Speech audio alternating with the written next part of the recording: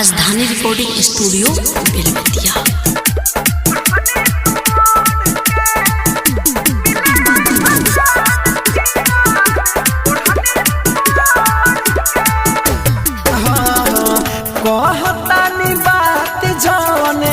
कहतानी बात जाने भूली हो न भोर के मिले हजान पियर ओढ़नी दूर के मिले हजान पियर ओढ़नी दूर के ना जाने कौन चीज ना जाने कौन चीज पियोले बारू घोर के मिले हजान पियर ओढ़नी दूर के मिले हजान पियर ओढ़नी दूर के।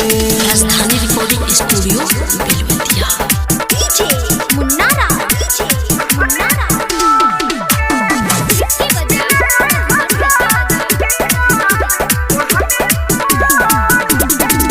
पहिले मिलन में दिलवा ले गइल छीन के रतिया में सुती नहबे चैन रही दिन के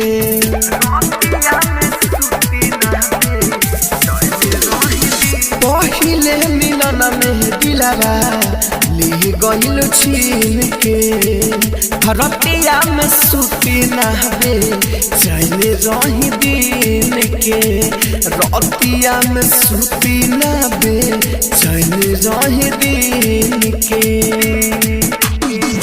टूटे नाही दीह पाबो टूटे नाही दीह पाबो नेहिया के डोर के मिले हजान पियर ओढ़नी दूर के मिले हजान पियर ओढ़नी दूर के। राजधानी रिकॉर्डिंग स्टूडियो बेलवतिया। मुन्नारा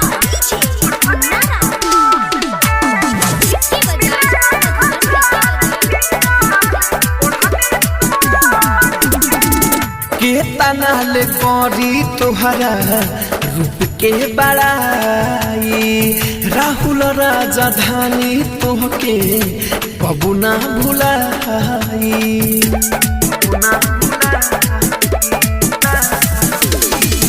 केतना ले करी तोहरा रूप के बड़ाई राहुल राजधानी तोहके कबू ना भुलाई राहुल राजधानी तोहके कबू ना भुलाई